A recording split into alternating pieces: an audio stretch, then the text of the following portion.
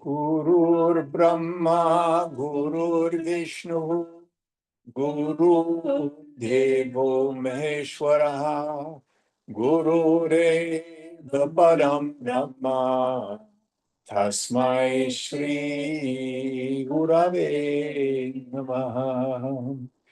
Chinmayam Vyapyat Sarvam Trailokyam Sacharacharam Tatpadam Darshitam Yena Tasmai Shri Gurave Namaha.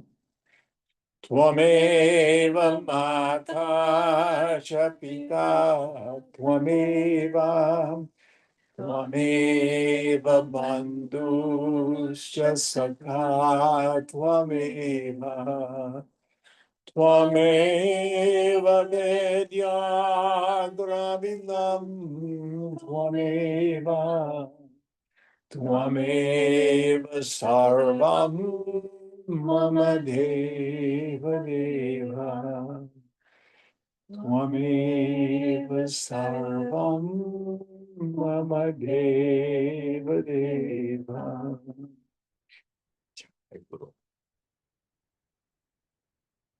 Om Sahana Bhavatu Sahana Bhunaktu Sahaviryam Karavavahai Tejasvinavadhitamastu ma vidvishavahai. Om Shanti Shanti Shanti. So where are we in our text? Chapter 39. Let's see. 49? 49. 49. Chapter 49. Mind causes insecurity. It is only your mind that makes you insecure and unhappy. Anticipation makes you insecure, and memory makes you unhappy. Stop misusing your mind, and all will be well with you. You need not set it right. It will set itself right as soon as you give up all concern with the past and the future and live entirely in the now. Any thoughts on that? We can quit for the day now. There it is. All right, going on. Questioner. People come to you for advice. How do you know what to answer? Maharaj. As I hear the question, so do I hear the answer. Questioner. And how do you know that your answer is right? Maharaj. Let's stop there, because there's an invitation for all of us here. So frequently we want to approach life with a certitude from a recipe. I was talking with someone who's dating a new person. And I can't remember exactly how he framed it, but, well, what are we?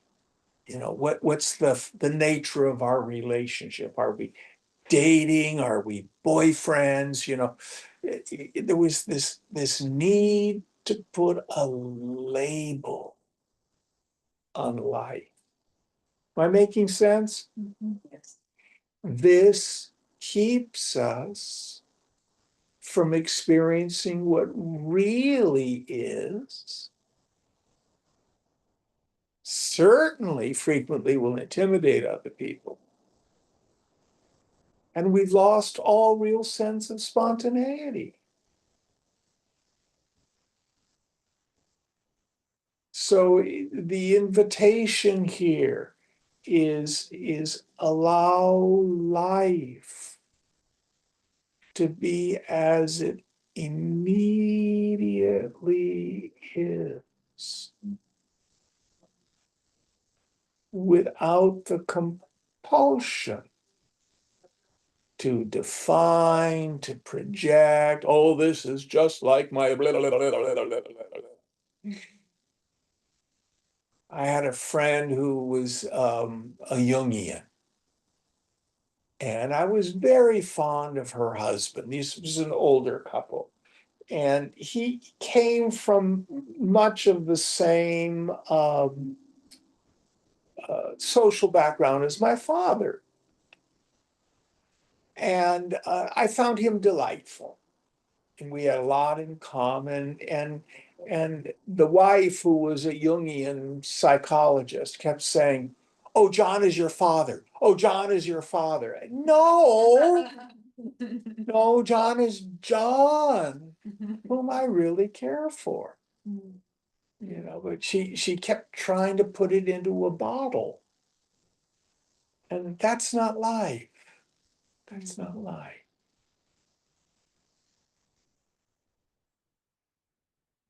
Oh, I'm working with a new, or you as a mental health professional, how am I going to work with this client? Do I need to make a list of all things I have to say and all that kind of stuff?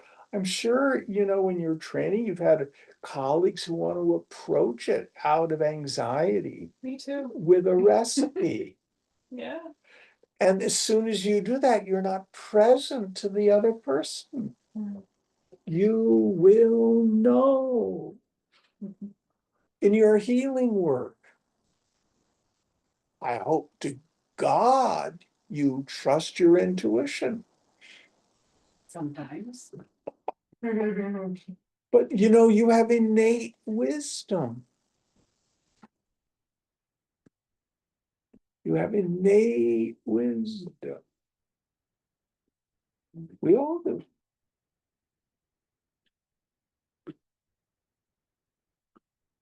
And what we want to do is learn to trust it. Learn to trust it. Or as Maharaj is saying, stay out of the dead past and the unborn future. I think we don't make plans. But a plan is just something you do in the now. And there's the old adage, man proposes, but God disposes. If you want to know if God has a sense of humor, just make a plan. Or I have friends, Westerners, their first trip to India. I'm going to do this, and I'm going to do this, and I'm going to do this, and this is my schedule. And I just go, you know what I mean? You can't do that in India. Maybe more now, but going back 10, 20 years, you have to go with the flow, don't you? It's a great lesson in life. All right, going on. Maharaj, a questioner. And how do you know that your answer is right? Maharaj, once I know the true source of the answers, I need not doubt them. From a Okay. pure source. Let's stop there. I was working with another young man, and he had this idea of being a free spirit and just trusting the flow of life. But he had confused the indulgent part of the mind with the intuition.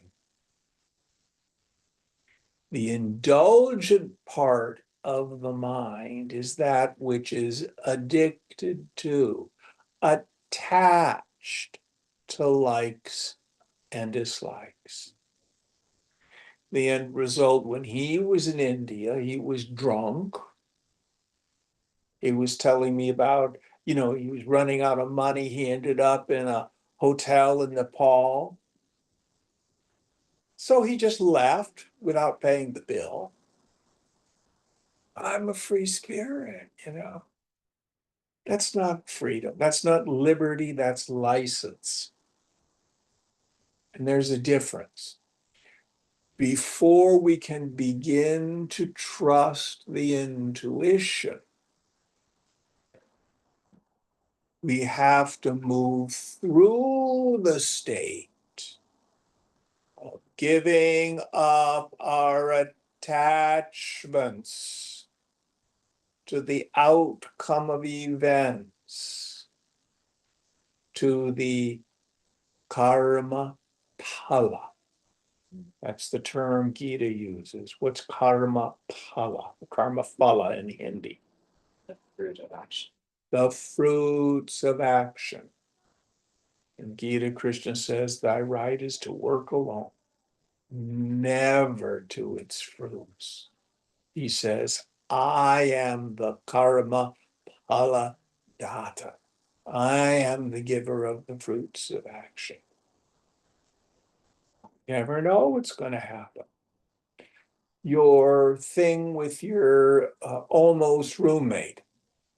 I'm sure it seemed very rational and logical when you first started to interact with her. But it wasn't the way you thought it was going to be. Krishna. And then you work with it. But before we can begin to really trust the intuition, we have to work really hard on giving up attachment, which shows up in two ways: raga, passion for things, and dvesha, aversion. Any thoughts on this? Are you doing mudras over there? I'm just. It's wonderful. It's a little Trust the flow of the energy. You can do mudras here. Great, thank you. Next, going on. From a pure source, only pure water will flow. I am not concerned with people's desires and fears. I am in tune with facts, not opinions. Man takes his name and shape to be himself, while I take nothing to be myself. Were I to think myself to be a body known by its name, I would not have been able to answer your questions. Were I to take you to be a mere body, there would be no benefit to you from my answers. No true teacher indulges in opinions. He sees things as they are and shows them as they are. If you take people to be what they think themselves to be, you will only hurt them as they hurt themselves so grievously all the time. But if you see them as they are in reality, it will do them enormous good. If they ask you what to do, what practices to adopt, which way of life to follow, answer, do nothing, just be. In being, all happens naturally. Questioner. It seems to me that in your talks you use the word naturally and accidentally indiscriminately. I feel there is a deep difference in the meaning of the two words. The natural is orderly, subject to law. One can trust nature. The accidental is chaotic, unexpected, unpredictable. One could plead that everything is natural, subject to nature's laws. To maintain that everything is accidental without any cause is surely an exaggeration. Maharaj, would you like it better if I use the word spontaneous instead of accidental? Questioner, you may use the word spontaneous or natural as opposed to accidental. In the accidental, there is the element of disorder, of chaos. An accident is always a breach of rules, an exception, a surprise. Maharaj, is not life itself a stream of surprises? Questioner, there is harmony in nature. The accidental is a disturbance. Maharaj, you speak as a person, limited in time and space, reduced to the contents of a body and a mind. What you like, you call natural, and what you dislike, you call accidental. Questioner, I like the natural, the law abiding, and the expected, and I fear the law breaking, the disorderly, the unexpected, the meaningless. Now let me stop there. In truth, there are no accidents ever.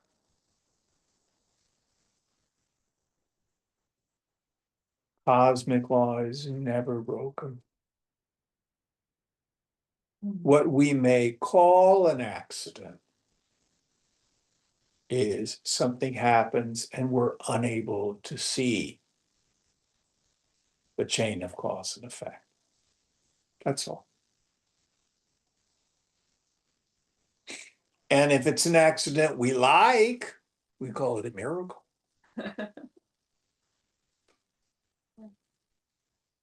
But in truth, even miracles happen according to cosmic law. There's a wonderful metaphor. We find it in Kathopanishad and in Bhagavad Gita. The Ashwatha tree. Do you remember this one? Vaguely. The tree of life, whose branches and leaves are below and whose roots are above. It's upside down. Do you remember seeing that? Mm. If you look at the ISKCON versions of Gita, you'll see these wonderful pictures of it. Mm. And again, it's not mythology, it's mystic symbolism. So the branches and the leaves and the fruits are what we see in the everyday empirical world. But going up to the roots, which are lost in the heavens, the mystic symbolism is the source, the causation is incredibly complex and lost in mystery in the end. It's unfigureoutable.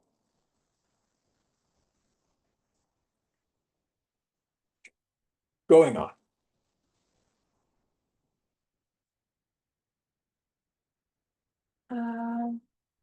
I fear the law breaking, the disorderly, the unexpected, the meaningless.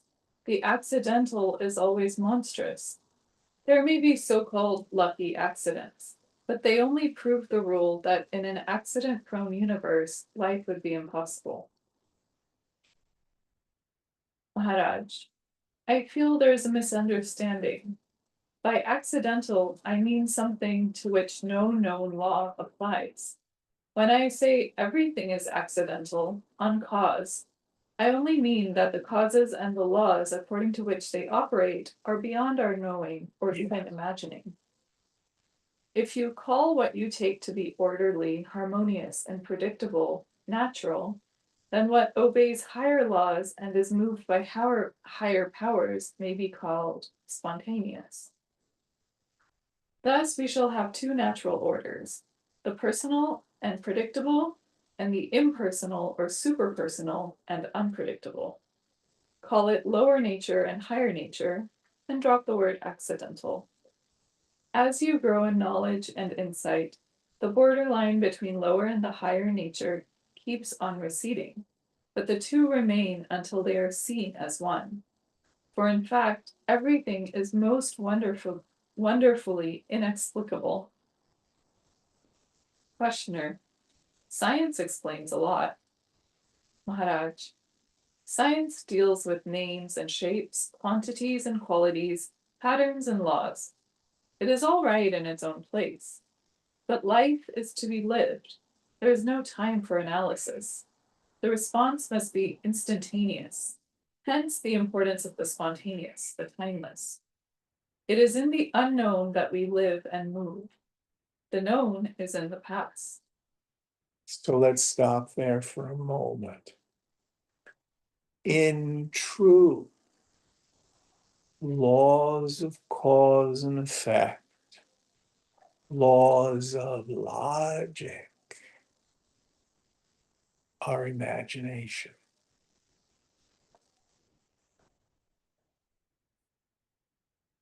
Vedanta thunders that this world comes about in the same way the dream world does.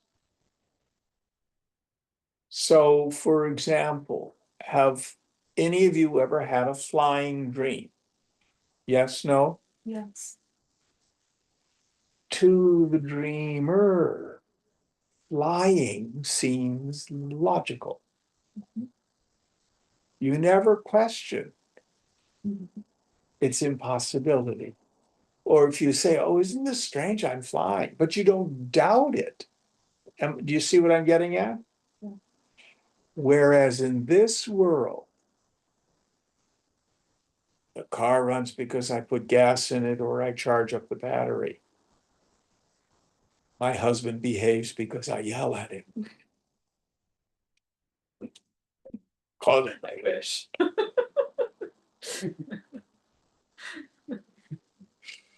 But you see what I'm getting at. The truth is, it's all imagination. And those great Mahatmas who understand this,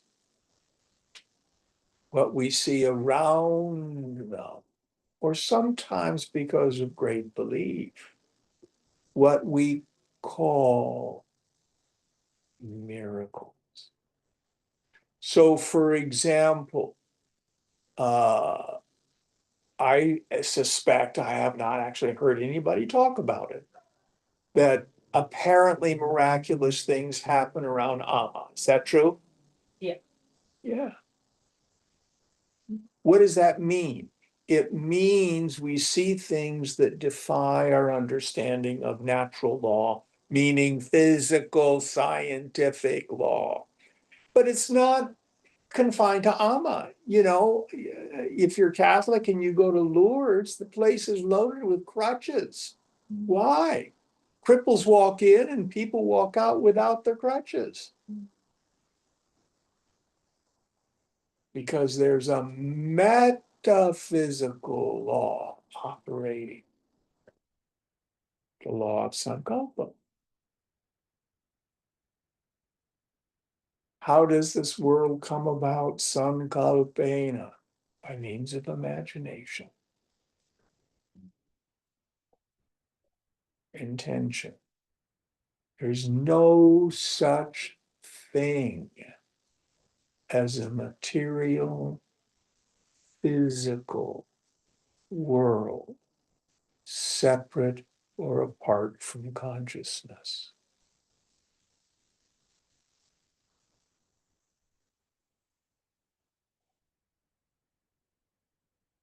And the thing to understand, if you have a pleasant dream or you have a nightmare, neither touches you in your bed. Real experience, I imagined it all, but it didn't happen to me in my bed. Likewise, everything that happens in this world, what we would determine as positive or negative, never touches you.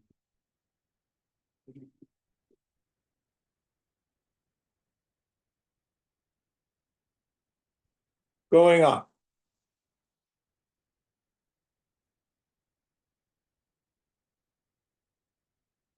Um, Questioner.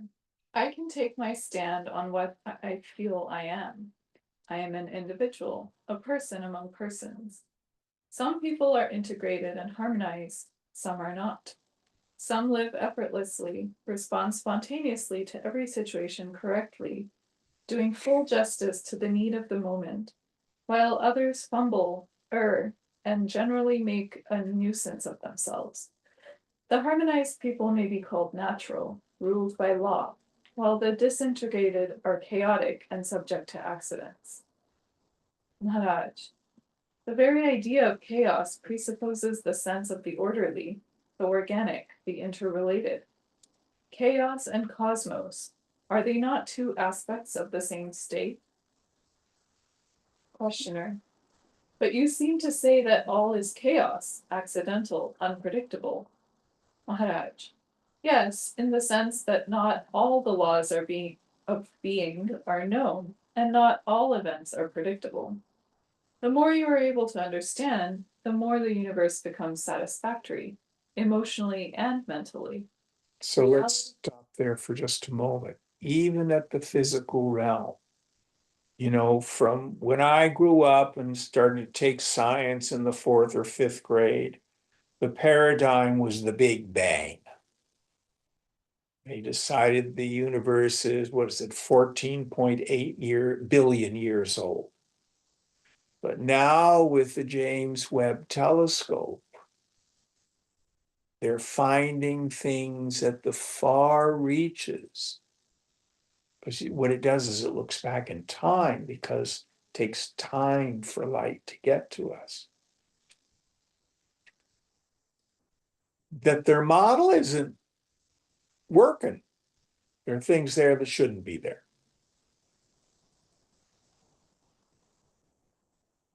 So even science is changing its view. I saw this really short video, I didn't understand it.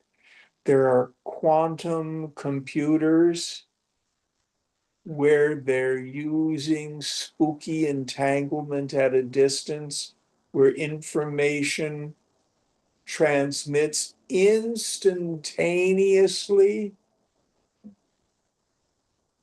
faster than the speed of light.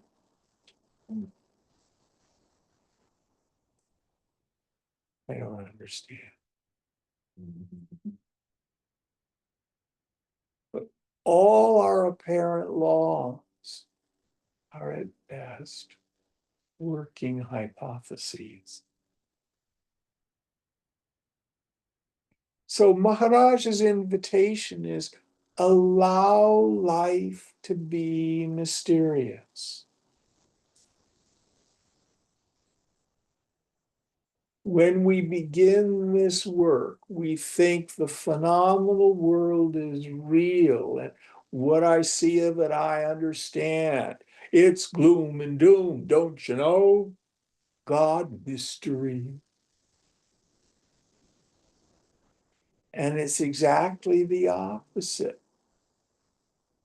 This world is the mystery. Who knows what's going to happen? The only certainty is you.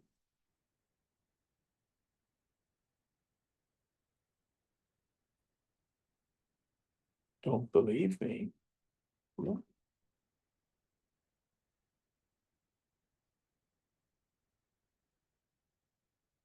Going on.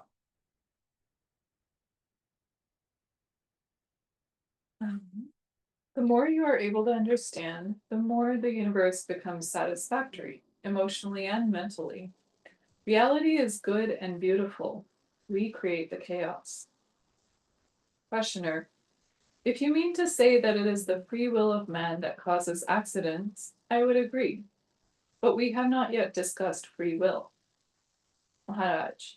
Your order is what gives you pleasure. Disorder is what gives you pain. Questioner. You may put it that way, but do not tell me that the two are one. Talk to me in my own language, the language of an individual in search of happiness. I do not want to be misled by non-dualistic talks. Maharaj, what makes you believe that you are a separate individual? Questioner. I behave as an individual. I function on my own. I consider myself primarily, and others only in relation to myself. In short, I am busy with myself. Maharaj, well, go on being busy with yourself. On what business have you come here?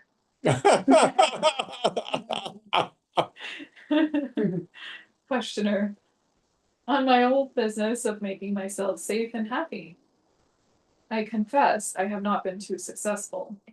I am neither safe nor happy. Therefore you find me here. This place is new to me, but my reason for coming here is old. The search for safe happiness, happy safety. So far I have not found it. Can you help me? Maharaj. What was never lost can never be found.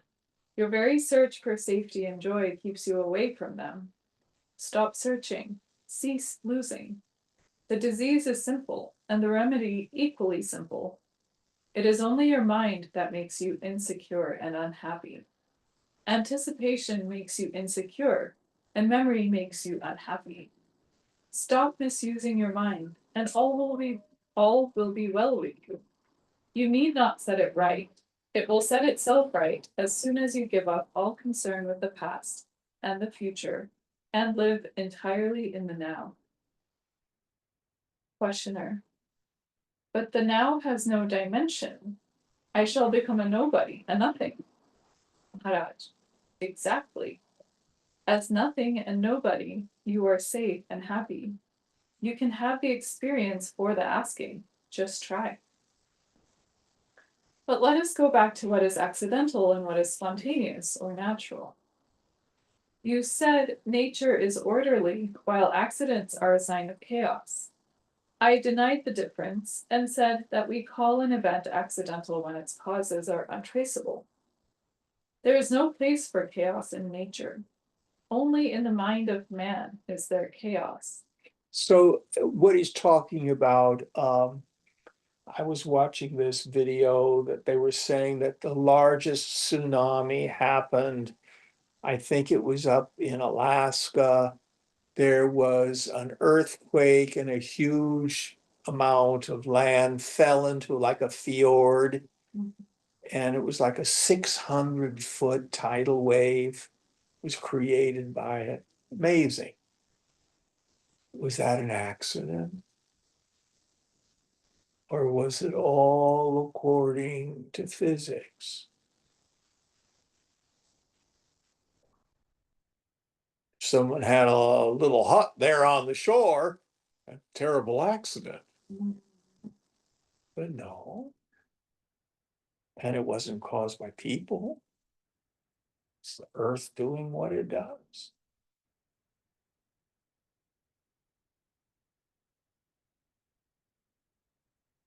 Any thoughts? It just reminds me of something that I read that was really useful. When somebody is acting in a way that bothers us, um, a mantra kind of that we can use is that's just Jim being Jim. That's just Aditi being Aditi. That's just Natasha being Natasha. Like, it's that resonance of like that's just the nature of what that being is or what that. And the corollary is you can't be Natasha, she's taken. Yeah. You can only be you. And there's no security in that. Do you understand what I'm saying? It's like snowflakes in water. Every snowflake, its material cause is water. You are Brahman on every level.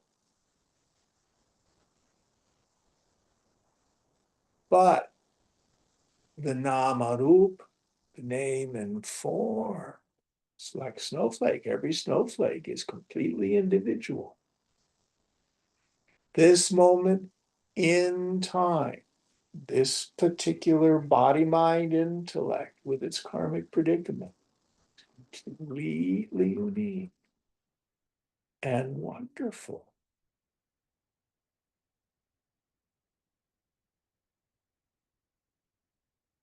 But we look at someone else, I want what they have.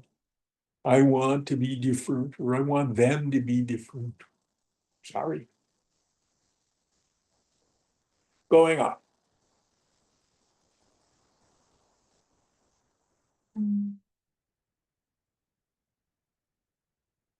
Let's see, there is no place for chaos in nature. Actually, I'll go back a little. I denied the difference and said that we call an event accidental when its causes are untraceable. There is no place for chaos in nature. Only in the mind of man is there chaos. The mind does not grasp the whole. Its focus is very narrow. It sees fragments only and fails to perceive the picture. It is like a man who hears sounds but does not understand the language. He may accuse the speaker of meaningless jabbering and be altogether wrong. And what to one is a chaotic stream of sounds is a beautiful poem to another. King Janaka once dreamt that he was a beggar. On waking up, he asked his guru Vashishta, "Am I a king dreaming of being a beggar, or a beggar dreaming of being a king?" The guru answered, "You are neither, you are both. You are, and yet you are not what you think yourself to be. You are because you behave accordingly. You are not because it does not last.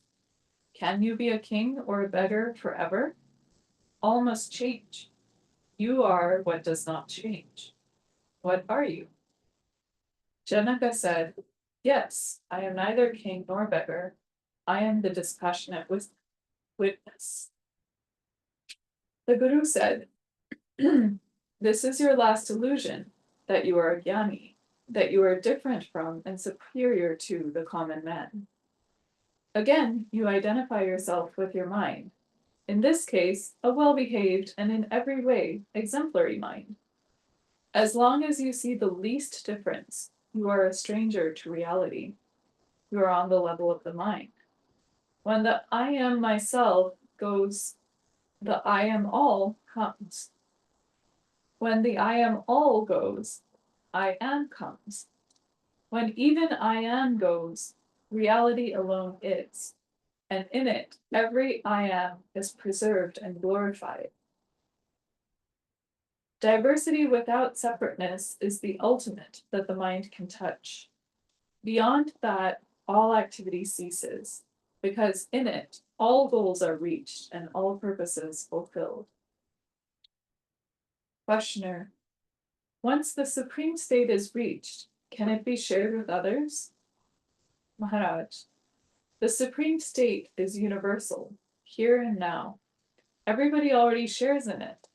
It is the state of being, knowing and liking. Who does not like to be or does not know his own existence? But we take no advantage of this joy of being conscious. We do not go into it and purify it of all that is foreign to it. This work of mental self-purification, the cleansing of the psyche, is essential. Just as a speck in the eye, by causing inflammation, may wipe out the world, so the mistaken idea, I am the body-mind, causes the self-concern which obscures the universe.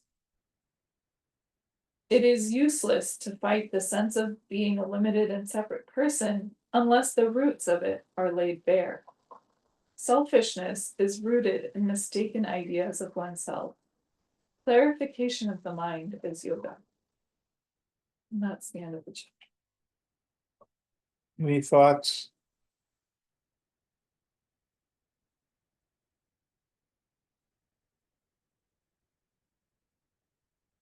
Let's go on then.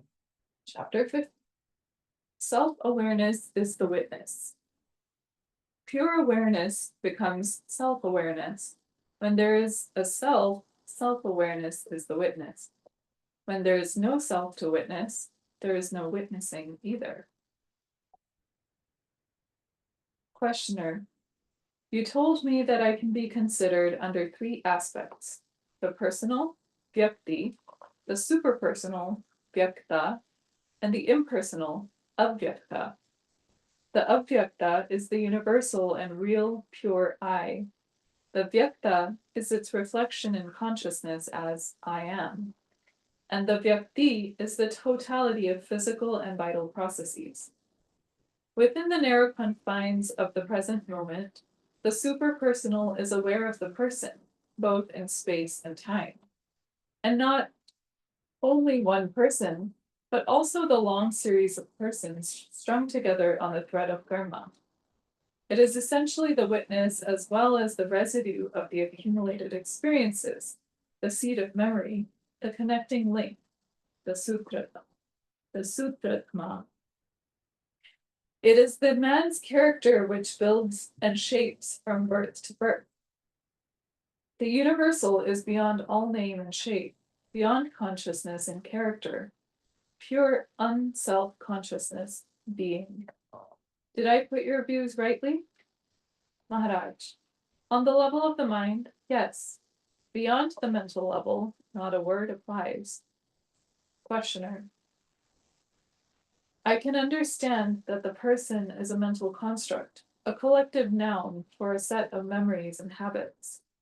But he to whom the person happens, the witnessing center, is it mental too? Maharaj.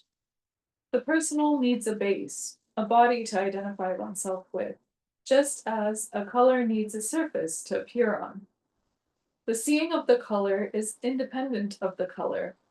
It is the same, whatever the color. One needs an eye to see a color. The colors are many. The eye is single. The personal is like the light in the color, and also in the eye, yet simple, single, indivisible, and unperceivable, except in its manifestations. Not unknowable, but unperceivable, unobjectable, inseparable. So let's stop there. You will never see yourself, the self, as an object. And people don't realize we have an idea of this when I keep thinking, I'm waiting for an experience of the self, as if I'm going to get something new. Listen very carefully. The self is difficult to realize, not because it's far away, but because of its profound ordinariness, because it's constant, because it is nityam, eternal. I miss it. When are you ever not you?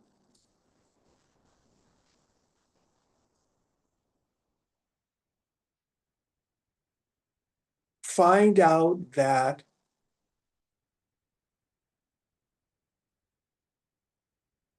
subject, devoid of all the superimpositions I place on it. I'm old, I'm young, I'm male, I'm female, tall or short, good or bad, stupid or smart, upset or peaceful. These are all I am, fill in the blank. This is ahankara, ahankriti.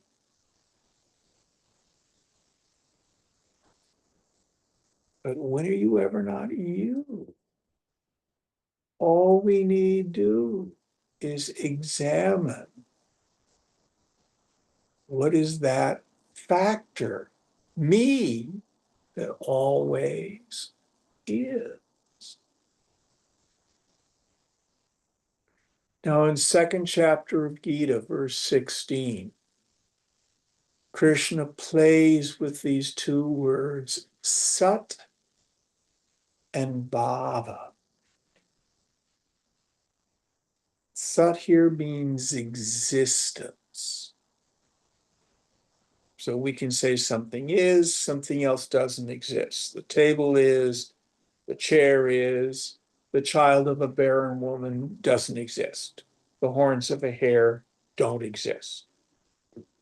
Sat, something that is.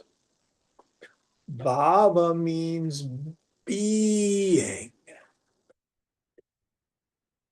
We have things, we have beings. The table is a thing, the chair is a thing, Natasha's a being, Aditi's a being. If there's a dog outside, it's a being.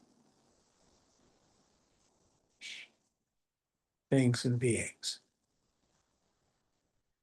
What Krishna is saying in that 16th verse is, if it doesn't have being, if it isn't being, it doesn't exist.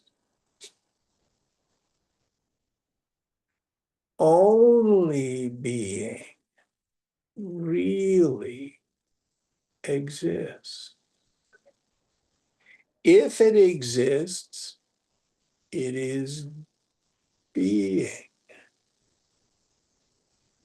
Now, in our ignorance, I think being has to do with metabolic activity. But that's not my center of being. Take a deep breath. You know the body. You are a conscious being.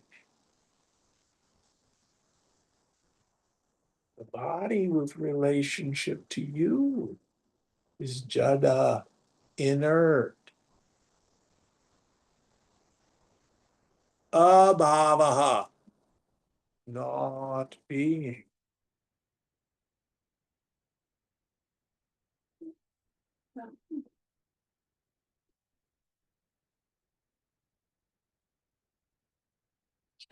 Yes. Then something, you're saying then something could be consciousness, but not being. No, 'Cause consciousness and being are the same thing. Same thing, but then what you wouldn't call like the table exists in consciousness. Or that's different than saying it is consciousness. No, it is consciousness. Okay, but If you dream about a table, is it something other than your mind? no, but if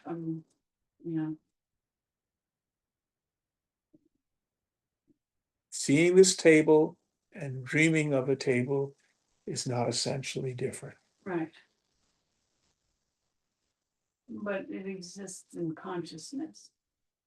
And what's it made up of? Something other than consciousness? No, made of consciousness.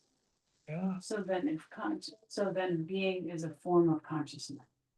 We're And playing with I words. We're playing with words. Okay. Consciousness and being are the same thing. Bhava, sat, and, But you were saying that the table is not being.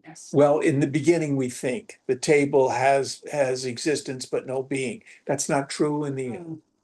That's not true. That's I skipped a step. I'm sorry. No problem. Okay.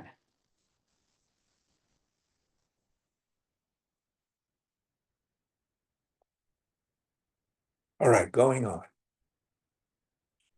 Neither material nor mental, neither objective nor subjective. It is the root of matter and the source of consciousness. Beyond mere living and dying, it is the all-inclusive, all-exclusive life, in which birth is death and death is birth.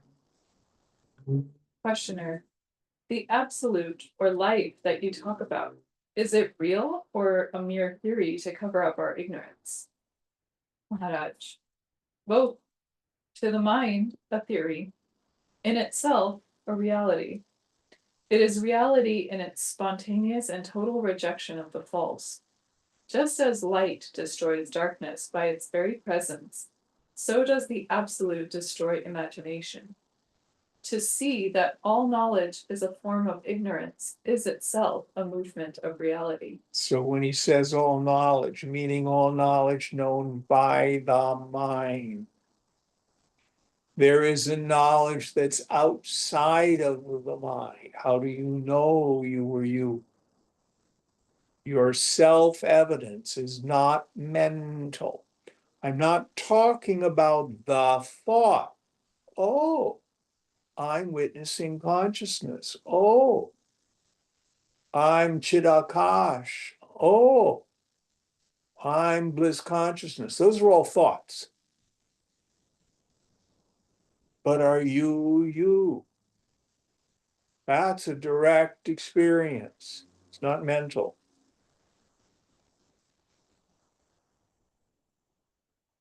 And in an applied situation, just to combine the intuition from the beginning and then this is like, I've spent days now, more than days, trying to determine if I should go visit my family.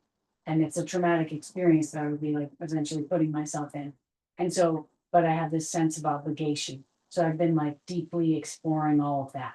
And then trying to make the decision not from my mind, not from like any habitual anything, and then trying to go into, like I'm into a relaxed meditation state that's not being driven by all the conditioning, and then making the decision from that place. And I'm not there yet, I haven't. I'm trying to find this intuition. I'm trying to not come from, and I'm like, there's some, I'm stuck on something, or I'm missing something. I don't know what's going on. Well, I can only share with you how I would approach it. For me, choosing because of fear is never a good idea.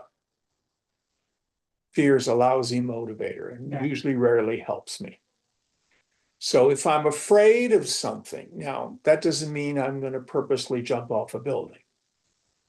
But something like relationship,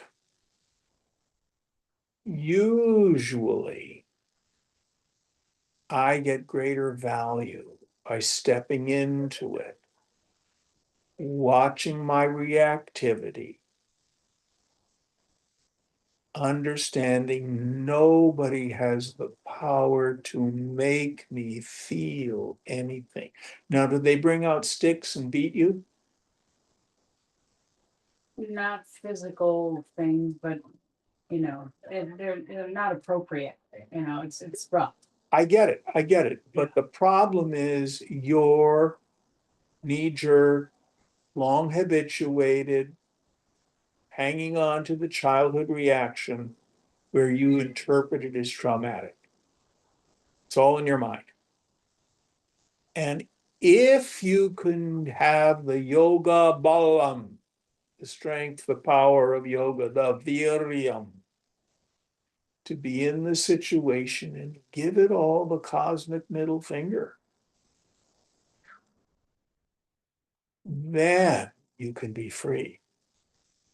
But sometimes we're not strong enough. It's actually witnessing their pain, that the pain that they're expressing through their, that's what The it whole hurts. universe goes through pain. Yeah, this is like, this primal experience. I get it. Yeah. And so you have the choice. You don't have to go. No, But I promise you, the situation will continue to return yeah, until you can walk into it and not be triggered by it. The problem is not theirs. The problem is yours.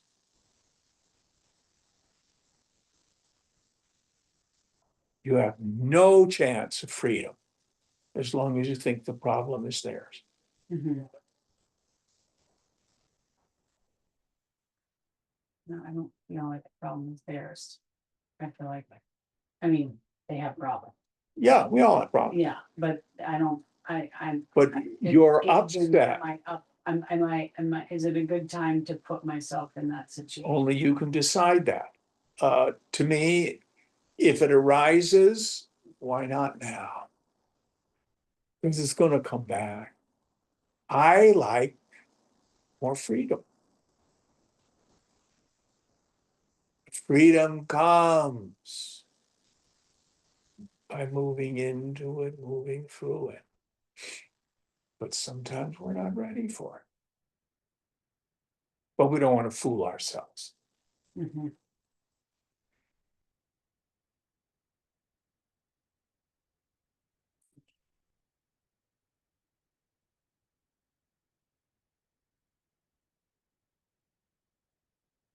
Any questions about what I've said?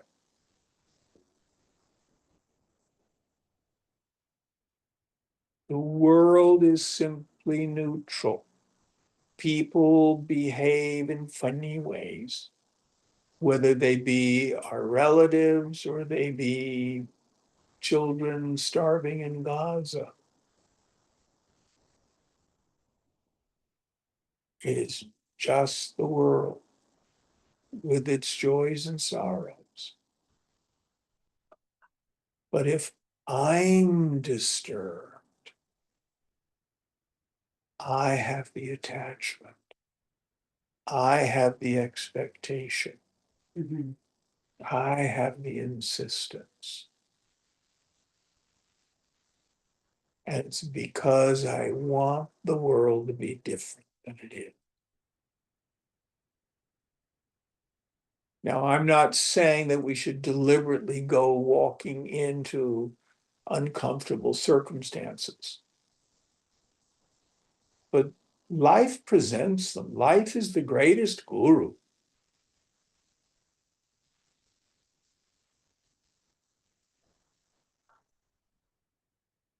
It's just, am I willing to pay attention? Am I willing to, okay, I want to finish this finally, once and for all. Yeah, I suspect that if I go this time right now, it's not gonna be done once and for all. I love the story. There was Swami Shivatmananda. I adore this fellow. And he had a reaction to the word fuck. He just really didn't like it. Have you heard it? I think Vishwa told me this story.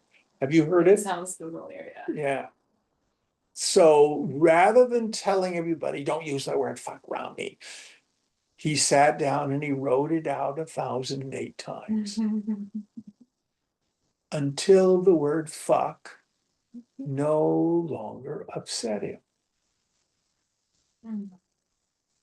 Fuck, fuck, fuck, fuck, fuck, fuck, fuck. It's just a word.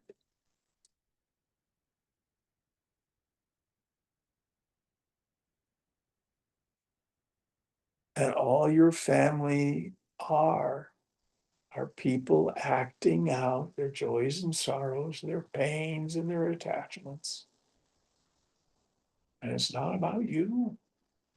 I promise you, if you got hit by a bus, they'd probably behave the same way. I know that. Yeah, it's not about you. But your reactivity is your responsibility. It's like the connection I have to it's like the lineage of pain. I have a, it's like I've taken on. But you don't have to. You Don't can have to, break but it. it's like even though I can see it, I still a very strong thread. I get it. And it's like when I'm working with someone who wants to get sober, and they basically tell me, if you had my problems, you'd drink too. They don't see the cause and effect. You don't see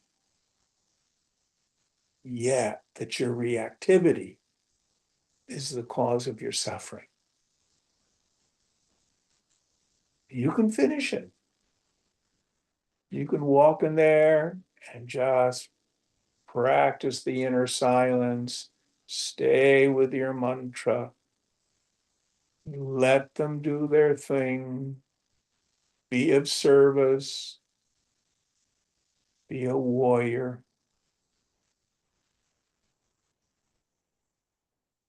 This is why in the earlier parts of Vivekachudamani, Shankara talks about the need for courage, the need for, the term is yoga bala.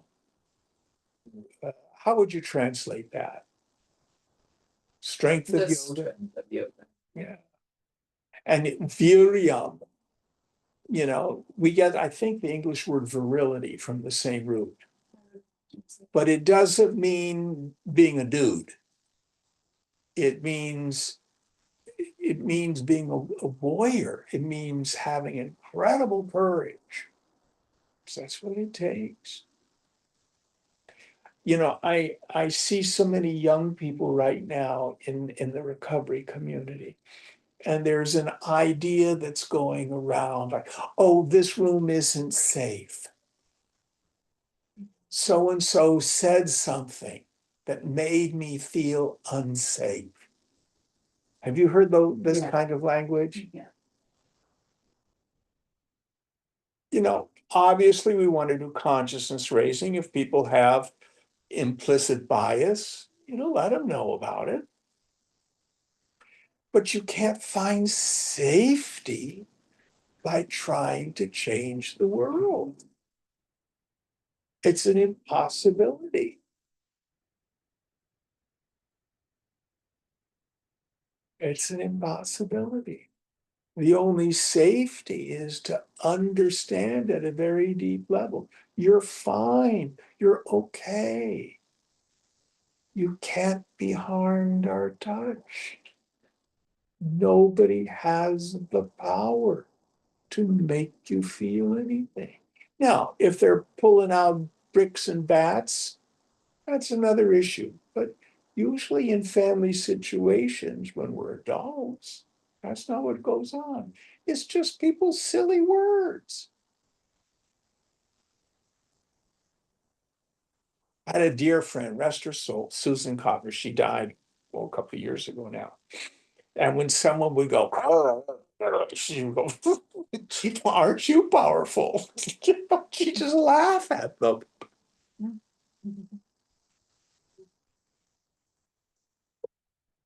And she just laughed. She's a good yogi.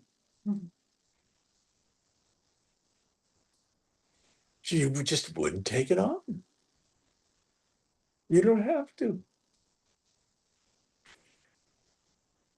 But it's baby steps for some of us. But the spiritual principle is you can run, but you cannot hide. And I promise you, if you want moksha, if you want freedom, you will have to deal with it. Oh, I absolutely am committed to dealing with it, like it's my ultimate test to see where I'm at. Yeah. I get that. It's they're extremely, extremely abusive toward each other. And, um, you know, unknowingly toward me, and they're just oblivious to all of it because it's so normalized for them. Yeah. So, and Welcome then, to the world. and I go into it and I just like, I feel all the, it's not that I take it personally. I've gotten to that point. It's that I feel all of that pain, and it's like a lineage of pain. I get it. You will make the choice that you make, and that's karmic. Mm-hmm, You're going to do what you're going to do. mm-hmm. I even feel like my presence can sort of trigger some of them to Gee, aren't you suffer more, powerful? because I mean I feel like like it's the dynamic. What's the obligation? There is none, actually. Then why would you go at all? Yeah, I've been looking at that, like, because like chronologically, I haven't been there for over a year, and it's a cold place that if I don't go now, I won't go again for quite some time. You're going to do what you're going to do, and I wouldn't worry about it. Oh, I have to make a decision. At some point, you either will or you won't. Yeah. But I certainly wouldn't let it take up space in your head. Do you need to make the decision today? I should make it very, very soon. Ideally I would have made it already. Yeah.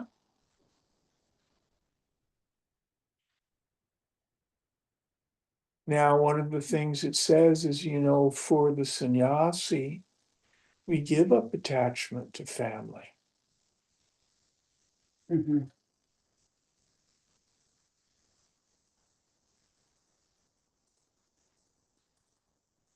We can't fix them.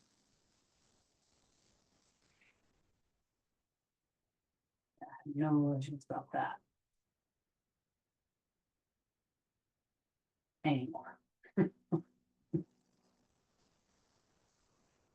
But if it's something like a wedding or a funeral or some obligation where it's your duty to go, you go and you be the uninvolved and detached witness of it all.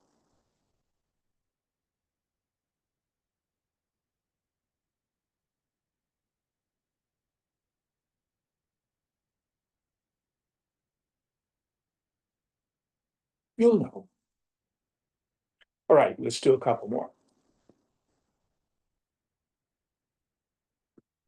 To see that all knowledge is a form of ignorance is itself a movement of reality. The witness is not a person. The person comes into being when there is a basis for it, an organism, a body. In it, the absolute is reflected as awareness. Pure awareness becomes self-awareness. And when there is a self, self-awareness is the witness. When there is no self to witness, there is no witnessing either. It is all very simple. It is the presence of the person that complicates. See that there is no such thing as a permanently separate person, and all becomes clear. Awareness, mind, matter, they are one reality in its two aspects as immovable and movable, and the three attributes of inertia, energy, and harmony. Questioner: what comes first, consciousness or awareness? Maharaj: awareness becomes consciousness when it has an object. The object changes all the time. In consciousness, there is movement. Awareness by itself is motionless and timeless, here and now. Questioner: there is suffering and bloodshed in East Pakistan, Bangladesh, at the present moment. How do you look at it? How does it appear to you? How do you react to it? Maharaj: in pure consciousness, nothing ever happens. Questioner: please come down from these mystical, metaphysical heights. Of what use is it to a suffering man to be told that nobody is aware of his suffering but himself? To relegate everything to illusion is insult added to injury. The Bengali of East Pakistan or Bangladesh is a fact, and his suffering is a fact. Please do not analyze him out of existence. You are reading newspapers, you hear people talking about it. You cannot plead ignorance. Now, what is your attitude to what is happening? Maharaj: no attitude, nothing is happening. Questioner: any day there may be a riot right in front of you, perhaps with people killing each other. Surely you cannot say nothing is happening and remain aloof. Maharaj: I never talked of remaining aloof. You could just as well see me jumping into the freight to save somebody and getting killed. Yet to me, nothing happened. Imagine a big building collapsing. Some rooms are in ruins, some are intact. But can you speak of the space as ruined or intact? It is only the structure that suffered and the people who happened to live in it. Nothing happened to space itself. Similarly, nothing happens to life when form breaks down and names are wiped out. Yeah. The goldsmith melts down old ornaments to make new. Sometimes a good piece goes with the bad. He takes it in his stride, for he knows that no gold is lost. Questioner: it is not death that I rebel against. It is the manner of dying. Maharaj: death is natural. The manner of dying is man-made. Separateness causes fear and aggression, which again cause violence. Do away with man-made separations, and all this horror of people killing each other will surely end. But in reality, there is no killing and no dying. The real does not die. Yeah, The unreal never lived. yeah, Set your mind right, and all will be right. When you know that the world is one, that humanity is one, you will act accordingly. But first of all, you must attend to the way you feel, think, and live. Unless there is order in yourself, there can be no order in the world. In reality, nothing happens. Onto the screen of the mind, destiny forever projects its pictures, memories of former projections, and thus illusion constantly renews itself. The pictures come and go, light intercepted by ignorance. See the light and disregard the picture. Questioner. let's stop there, it's noon. Om Purnamada Purnamidam Purnat Purnamudachyate Purnasya Purnamadaya Purnamevavashishyate. Om Shanti Shanti Shanti. Hari Om Sri Guru Pyo Namaha. Hari Om.